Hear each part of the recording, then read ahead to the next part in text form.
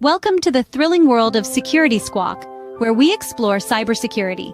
Guiding you through online threats, we'll aid you in understanding safety protocols and trends. Meet our gurus, Bryan from Exact IT, Reginald from Arc Solvers, and Randy from Tech Rescue. Together, we'll delve into current events and hot cybersecurity topics, helping you comprehend their impact. Stay informed, stay secure. Security Squawk, the business of cybersecurity. Buckle up, let's dive in.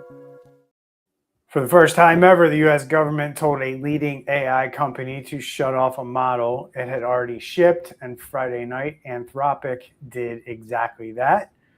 A China-based crime ring used artificial intelligence to blast out 2.5 million scam texts in 2 weeks, part of an operation that could cost people nearly $2 billion. And a Russian military intelligence unit is hiding inside cheap routers sitting in small offices and home offices all over the United States. Welcome to Security Squawk, the business of cybersecurity. I'm Bryan Hornung, joined as always by Randy, Bryan, and Reginald Andre. What's up, guys? How are you today? How's it going? Doing well. Hot here in Miami, 92 degrees. Nice. So today we got those 3 stories. What are you saying? What are you saying? What's that? Were you saying something? I said it's nice and cool here in Texas. Oh, yeah. Same here. So here in Philly. So today we've got all 3 stories that all circle the same idea from different directions. Who actually controls the technology your business runs on? I'm going to open up the show with the big story, Anthropic getting a phone call from Washington that took its 2 newest AI models offline overnight. And Randy's going to walk us through a massive AI-powered scam operation that the FBI just disrupted, 1 million fake website addresses and counting. And Andre closes out with the Russian intelligence group quietly living inside everyday routers. So let's get into it, starting with what happens to Anthropic this weekend, guys, as they suspend Fable 5 and Mythos 5 after a government directive. And this is something really that's never happened before. You know, it says in the AI era, but even in the internet era, I mean, there rarely was a time where the government has stepped in and told a company to shut it down or whatever they had online to shut it down. Usually that's kind of stuff for the dark web. But last Friday, on June 12th, Anthropic, the company behind Claude, one of the AI tools a lot of your businesses are already using and getting used to, got a letter from the Commerce Department. And by the end of the night, they pulled its 2 newest, most powerful models, known as Fable 5 and Mythos 5. They're completely offline. If you sign on to Claude today, there's a little note there that says it's gone, and you can click a link to learn more. And not because of a hack, not because something broke, because the federal government told them to do so, or so that's the story, and we'll get into that and kind of some of the rumors that are out there and maybe conspiracy theories if you want to go there. But I want to walk you through what happened, because the lesson here isn't really about Anthropic. It's about how much control you actually have over these tools and the tools that your company depends on. So the one thing that we need to understand first is that nobody broke into Anthropic. They rolled out an update. Everybody was pretty excited about it, at least the people who are like on the cutting edge of AI. It was all over YouTube channels and things like that. But on Friday, right around 5:20 in the evening, the Commerce Secretary Howard Lutnick sent a letter straight to the Anthropic CEO. And it was an export control directive, guys, a national security order telling them to cut off access to those 2 models. And they came down that same night. And when we talk about your risk around technology, we almost always picture a hacker. But on the show lately, we've been talking about that third-party risk. And here we are again, a reminder that a government order can pull the plug just that fast on what your business is doing. And guys, I know a lot of people, and I don't know if you do, that turned on these models right away, started building and Claude code with these models. And now they're kind of stuck because the models have to fall back on the older models, and they're just not as powerful. So, any experience around that? What I'm talking about there, guys? Did you play around with it before Friday, and what's your experience there? Yeah, I was definitely talking to one of our developers last week about how phenomenal Fable was, and what a light speed or whatever jump above the last version, and really in the area of doing super complex tasks and kind of staying on on task. And we all know that's AI has kind of been over the last year or so. You get too complex. I'm not talking about one, like a million records pulling out one thing, but I'm talking about this multi-layer doing this and that. A lot of times it starts pooping the bed. And he said there was a huge difference in 4.8 going over to Fable in that respect, that it could do a lot of stuff without a lot of interaction, from a human. So definitely some people are going to miss it for sure, Bryan. Gotcha. Andre, any insight or? Yeah, I'm going to take the regulation route, because what type of regulation is this that they're just sending up? I mean, that's their form of regulation in the sense that they sent a letter and say, you can't do this. But for years on the cybersecurity side, and now on the AI side, we've talked about, well, where is the government in all of this? Is the government just going to allow a free-for-all, or is it just when they get a phone call supposedly from somebody and say, hey, this is way too powerful for the regular consumer to use, you need to shut it down?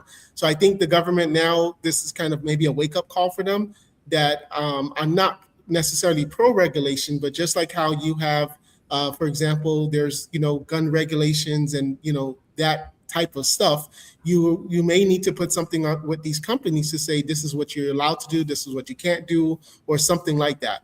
But their form of regulation of sending a letter on a Friday afternoon is not necessarily what I would want to see. I think the companies need some type of clear direction, and in that way they can follow that framework, and then they're not stuck in the situation. Well, yeah. I mean, I'm just going to tell you right now, get used to it, because both of these companies, Anthropic and ChatGPT, want to go public, and you're going to get regulation when you go public, right? It goes with it. So, you kind of get what you asked for here, right? These guys, I guarantee you, Andre, if they weren't trying to go public soon, they wouldn't have listened to this, and they would have released it. So that's my opinion. I've seen this. That's one pattern I've seen with companies throughout history, is when they're getting ready to go to IPO and they get some kind of government intervention saying, no, you better do this or do that, or you're not going to be allowed to go public, or you're not going to be allowed to merge. We see that a lot too, with public companies trying to merge, and the government steps in, and then they negotiate it out. I just hate when I start to see things like that happen with our government when they step in.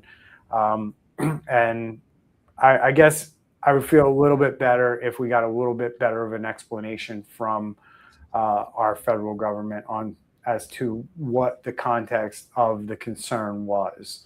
Our trust in our government is at a super low point right now. And when you start seeing meddling, especially with a guy named Howard Lutnick, going on in our government with what private companies are doing, it raises a lot of red flags. It raises a lot of questions, and businesses need to take heed that we're in the wild, wild west when it comes to AI. And if you start putting these things in your business and depending on them and using them, guys, I know there's people out there starting businesses to go into legacy businesses and modernize them with AI, right? And they start going in and doing that to a business. Like, we're going to implement AI in your business. We're going to do this, right? And then they make the decision to switch to that model. And then this happens. Man, this feels like a hack to me. You know what I mean? Like, from that standpoint, if you're in IT, like, you can't just go back. right? You can't just go back to the other model if you're doing this the right way, right? There's a right way and a wrong way to use technology. And if you're doing things where you're just winging it, you're not documenting what you're doing, you're not making sure it's secure, you're going to get hacked anyway one day, right? But when a model gets taken down like this, it's a big problem, right? It would be equivalent to, let's say, Windows rolls out Windows 11 and the government steps in and says, get that off the market. Right. Go back to Windows 10. It's the same thing. I have a few things I want to add. You're right on there, Bryan. Yep. Go ahead. So I would say, one, this has nothing to do with hacking, what I'm fixing to say, but when you're using AI, tell the AI you want it to be deterministic. And what that means is it's going to write code that doesn't need AI. You want to write code that doesn't need AI as much as possible, because you're so right, Bryan. I can see if a company's building out AI for another company. So if you're doing like a use case, proof that you can do it, okay, then you're maybe relying on an AI. But as you go to production, you need to have that AI write code that's deterministic. And then you need to have the AI write documentation with the code so another AI can pick it up. For example, I had a problem that Grok couldn't solve. I solved it in Claude, and then I had Claude write documentation telling Grok how to do it, and it worked. So I would say deterministic. A couple other things. Supposedly, word on the street is that some Chinese actors had basically jailbroken Fable. And what that means was they get past the guardrails. I was going to also say the CEO of Claude, of Anthropic, he's the best salesman on the planet. Do you know how much this makes people want his products? They're so good. We have to shut them down. We can only give them to a few people because it'll blow everything up. I mean, what a salesman. Also, the directive from the government wasn't to just shut it down. It was to block foreign nationals, even if they were Anthropic employees and even if they were in the United States. And there's not really a way for them to do that yet. So, and then the other thing that's kind of bothers me about y'all, and this is also not about breaching, but Microsoft Office, Windows, iPhone, Apple, ChatGPT, like what do all those have in common? They're all American products, and they're great products, and people are using them all over the world. And one of the things I hate about this is it doesn't let other people use them, because when other people use this stuff, there's a stack behind it, and all of it benefits America. I'm just saying, from an economic standpoint. So I really hate it when we have to turn things off to the rest of the world, because right now the word on the street is American stuff is really good, and other is not so good often. And when you shut this down, you force others to catch up, or they go to other products or whatever. And then the American economy, I think, doesn't benefit. So anyway, those are my 5 thoughts right there, guys. So if you're watching us live right now, you can join us in the comments, and we can answer questions if you have them, or if you just have a comment, we can talk about it here on the live stream. And one of the things I want people to understand about this situation is the directive is really just, hey, you can't give this to foreign nationals. That was really what our government came in and said. But Anthropic, our government, full well knows that they can't determine who has access to their tool, who's sitting on the other side of the screen. When they got the directive from the government, they were like, we have foreign nationals that work at our company that have access to these models. So like we would be guilty and other companies would be guilty. And how would we know who really has access, right? Because if my company buys Anthropic, right, that just shows my company. They have no idea who I've given accounts to and where they are in the world. They have no ability to track that. So that's just clarification. That should also concern people, because I smell like, hey, they're going to want to know who's accessing this model down to, call it a digital ID, call it what you want. But for some reason, I got a feeling that they're going to want to know the people who are accessing this stuff and how they're accessing it and what they're using it for. My personal opinion. No. But this, the government didn't act because a foreign adversary got caught doing something, as Randy kind of alluded to.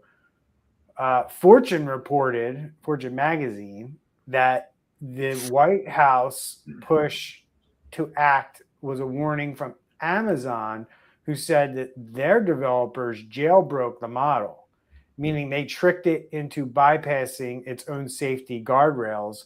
And Anthropic says it reviewed that demonstration and it only surfaced a few minor, already known weaknesses. So essentially, Anthropic is starting to kind of say and feel like a rival's demo helped take the product off the market. That is very interesting to me, especially if you understand kind of who is kind of picked to be the winner of AI in the long run by certain people in the administration. Follow the money is all I'll say there. Yeah, and there's actually been, if you guys remember, a couple of months ago where the Department of War and Anthropic, they weren't getting along, and then they canceled would-be contract, and then they gave the contract to ChatGPT or OpenAI. But I think this is going to be where maybe the government is going to have to treat AI like how it treats, defense, like how U.S. companies just can't sell guns to other countries. They have to get approval, licensing. So it may be something that they have to do is like, okay, if you're going to sell this to another country, you got to give us we have to give you the okay. Yeah, and the reason I chuckled, imagine the marketing coming out of this. We've got a product so good, Washington had to shut it down. I mean, it's just making people more Claude crazy, man. They want to move to Claude. The other thing is that, number one, we've been jailbreaking AI since it's come out. So no other model has been shut down because it was jailbroken. That proves your point, Randy. Like, those other models must have been so horrible that no harm, no foul. But this one's so damn good. Anthropic isn't saying that. Anthropic's like, we feel like we're being picked on a little bit here, if you kind of read between the lines, in my opinion.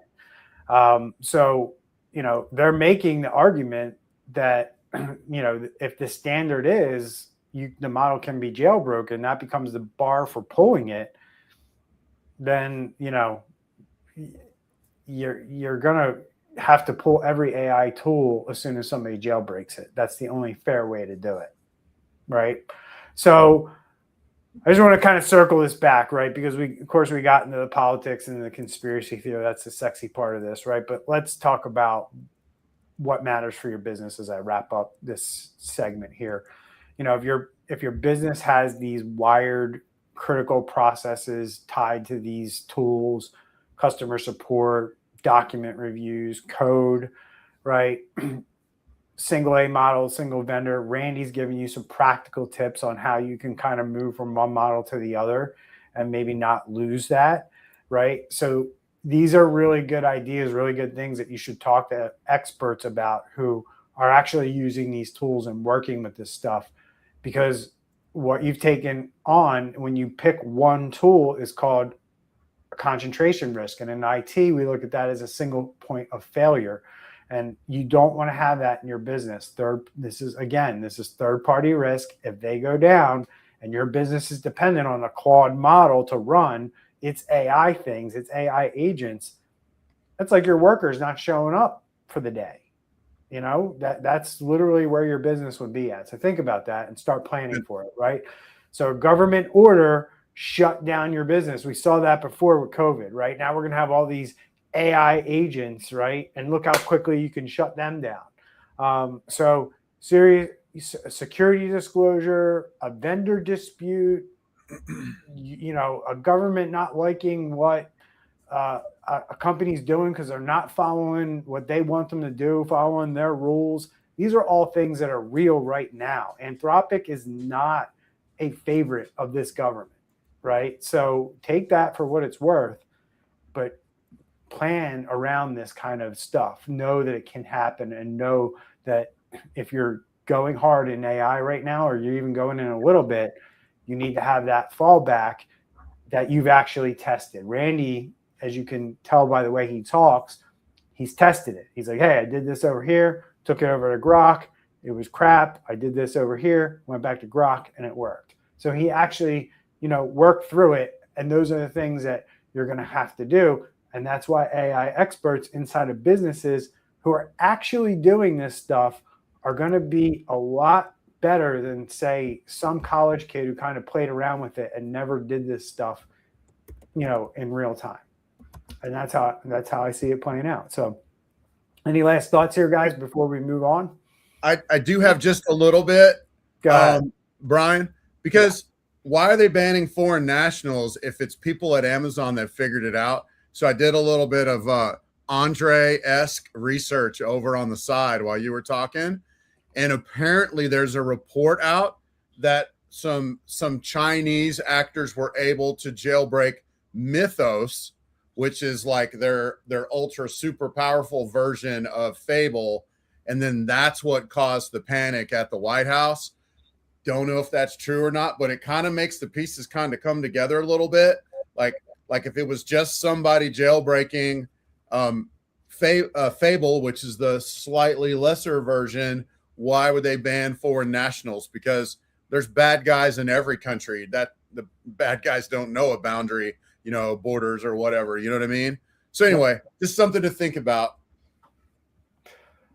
All right, Randy, appreciate it. So we're going to move on to your topic, which is a wild one, in my opinion, just on the numbers alone. But the FBI, working with Google and other major carriers, just disrupted a Chinese-based operation called Outsider Enterprise. And what this is basically a crime as a service business that used AI to flood people with scam texts impersonating brands that they trust. So we're talking about more than 1 million fraudulent web addresses and an estimated 1.9 billion in losses. Randy, take us through what's going on here. Give us the details. Yeah, I mean, y'all, this is really the kind of stuff we talk about as being possible with AI. We mention it all the time. We've seen other things come to the surface that were AI involved. But what we're talking about here, like you said, it is a criminal organization that has over 1 million URLs and about 9,000 different websites. And they were using, from what we can tell and what I'm reading between the lines, using AI to pull information about you, like, in general, I'm talking about people in general, pull information about you, put it all together, and then send you a gloriously crafted smishing, which is a text that tries to get you to open up a link. So I'm talking about, they use your name, they don't have misspellings. Like we joke, probably we all joked all the time, but it's probably as recent as a year ago, we joked on the show, if the bad guys ever learn how to spell, or ever learn English idioms, like American idioms, we're going to be in trouble, because they say things that automatically tip us off. Well, this group was using AI to do these targeted smishing campaigns, if you will, that brought in your name, brought in things about you, brought in other things that have been leaked on the dark web. And all of us have stuff. Pretty much everybody that's got T-Mobile, you're out there on the dark web. Everybody's got AT&T, Verizon. I mean, that's like, what is that? Like 80%, 90% of all Americans. It's on the dark web, guys. And so anyway, that's what they did. Google was able to kind of detect it. They worked with another third-party group, and then they worked with the FBI. And the FBI basically went in and shut down the 9,000 websites. They all have the little FBI has shut this down now warning. But bottom line is this is a cat and mouse game. And it's not like they're going to go away. They're just going to put their head up somewhere else. And then one last thing to add. These guys, the bad guys, they sold their service as you said, crime as a service or phishing as a service or whatever you want to call it. But they sold it as a service, $88 a month. And you could pop in your numbers that you wanted to go and try to hack. $88 a month was what they charged. And out of that, people generated $1.9 billion in crime. So that's basically the gist of it. That's not bad. Is that a 1-year contract or is that month to month? I think they put you on a 3-year and they got bought by a large IT group that we like to talk about. So what I found interesting about this is right now, we're still teaching our clients, be careful on the suspicious emails, right? We're sending out the fake phishing emails and stuff like that. And I know this may become annoying, but we're not sending, criminals, they moved on to text messages, as you're saying, WhatsApp, QR codes on the cell phone, but we MSPs are not doing that to our customers. And I know that may be a little like touchy subject because it's usually people's personal cell phones that businesses have. They don't necessarily pay for their employees' cell phones, but do we have to also do that just to kind of, keep up with the cyber criminals and start sending phishing or smishing messages to, these personal cell phones? Yep. Yeah, it's pretty funny. We had I won't go into it, it was a government entity that we were proposing our services to. And we ended up, they were all the people on a board were all on their personal email addresses, and we couldn't get them to click because their personal email addresses, they're not going to know that our fish test is a fish test, so they're going to block it. So we just set up a schmish test, if you will, and said, hey, bring a ham to the meeting tomorrow night or something like that. And every single one of them clicked on it. So you're right. People aren't looking for that. They're not ready for that. And it just took for us just a little bit of saying, hey, this is so-and-so, bring something to the yada, yada. And all that stuff's available on the dark web. You know what I mean? So anyway, that's a great point. Yeah, it's not a guy in a basement. It's obviously a well-structured crime organization. One team builds a phishing kit. One team buys the victim list off the dark web. One team runs the text-based blasting hardware. One team launders the money.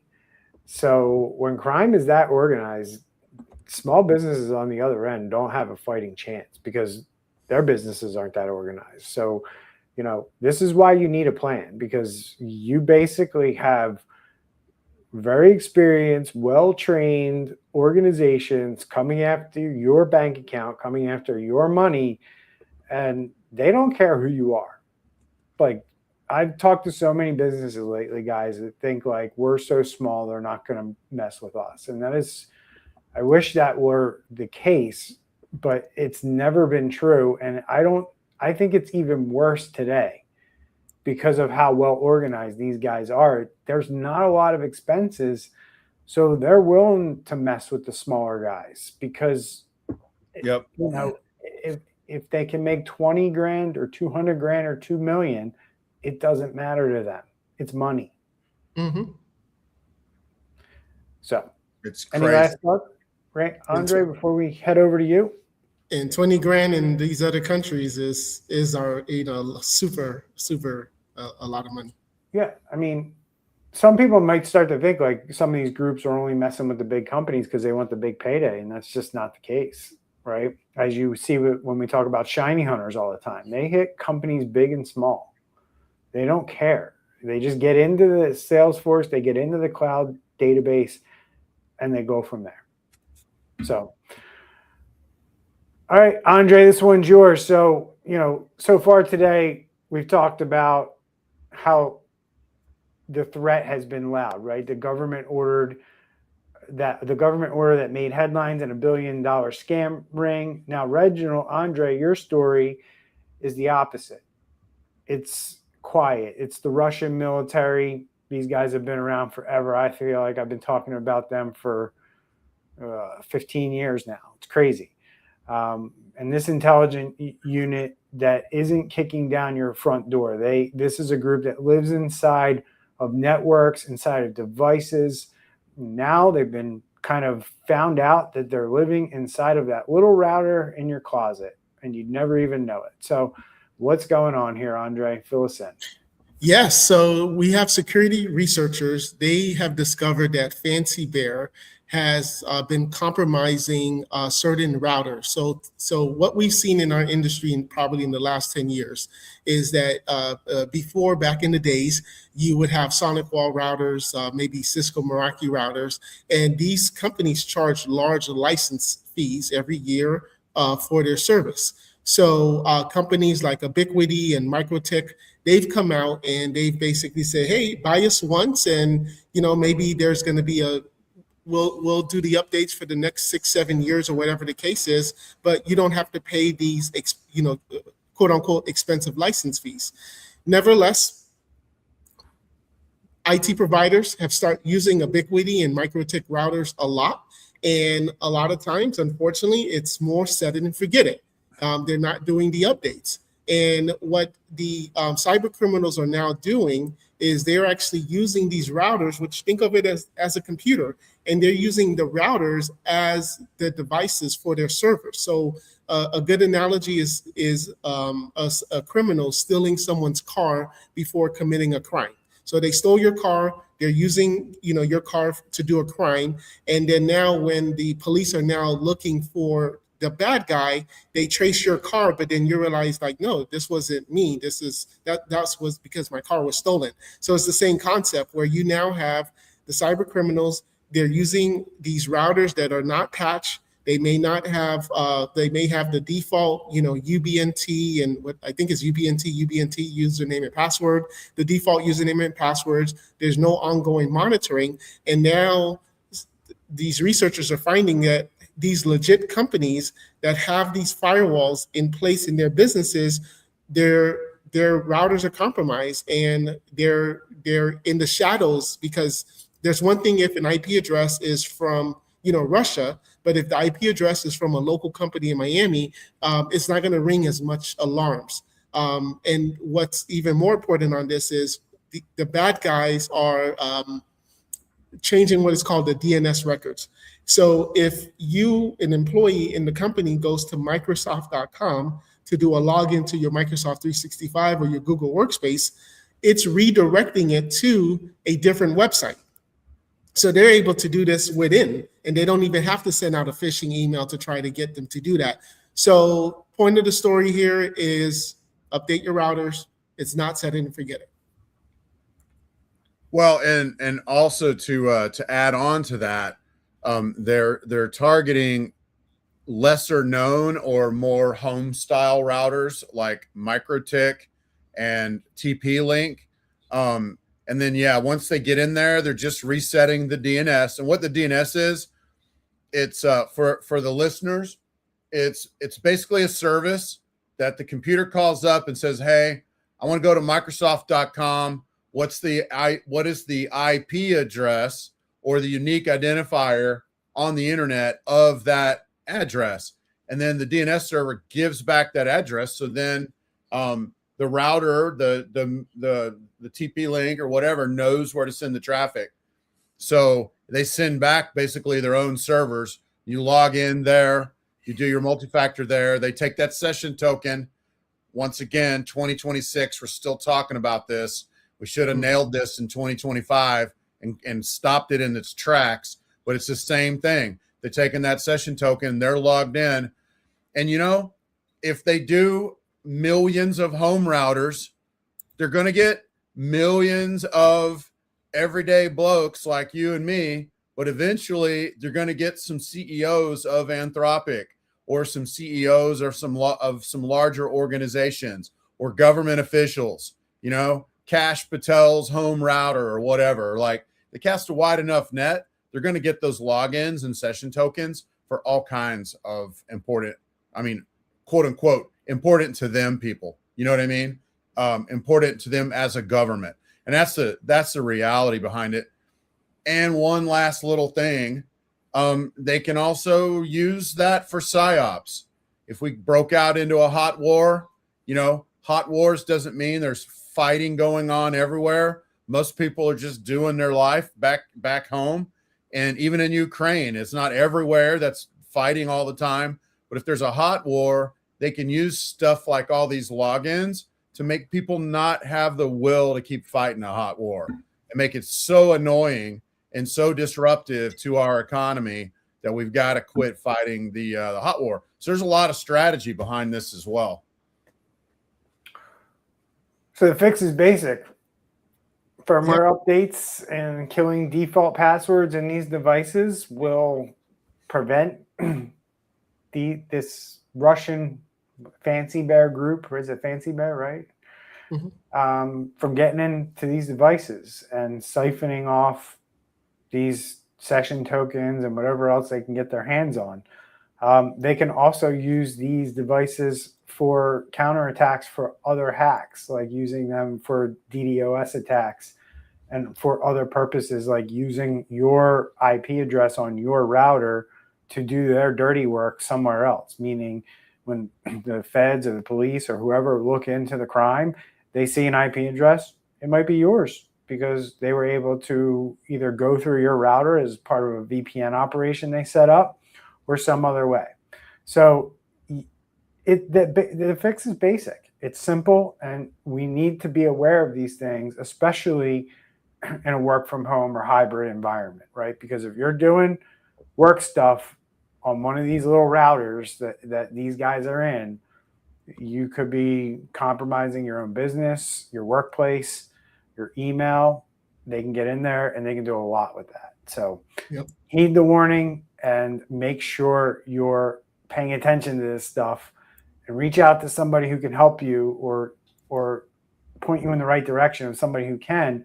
This is really important, especially for CEOs, business owners, wealthy individuals who are running technology. Make sure that you're aware that this problem exists and you need to get these routers, number one, out of your environment if you can, and number two, somebody needs to look after them. You can't just plug them in, turn them on, walk away from them, and hey, they work, so don't need to worry about them after that.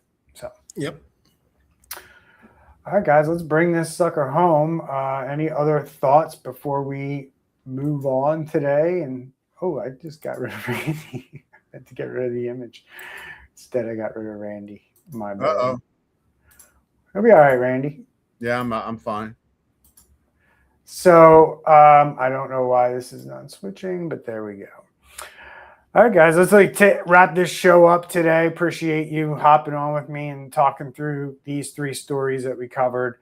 We talked about Anthropic, the most powerful AI, and them getting switched off by a government order.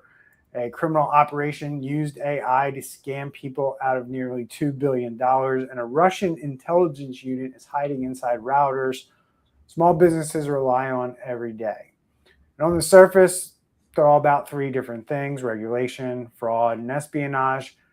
But underneath, they're really the same story. The technology that your business runs on is controlled, targeted, and exploited by people who are not in the room with you. The AI you adopt, the brand you trust, the hardware in your closet, every one of them is a dependency. And every dependency is something someone else can reach or take advantage of. The owners who do well from here aren't the ones with the most tools. They're the ones who know exactly what they depend on, and they have a plan for the day when it's taken away. So remember, one thing I want you to leave today's show with is every tool that you depend on is a switch someone else can flip. And that's our show. If today was useful, please subscribe wherever you're listening or watching right now. It's the single biggest thing you can do to help us reach more business owners. Leave a review while you're there. We read them. Huge thanks to my partners, Randy and Andre, for breaking down these stories with me today. And the three of us will see you all next week. Stay safe, stay sharp, and take care.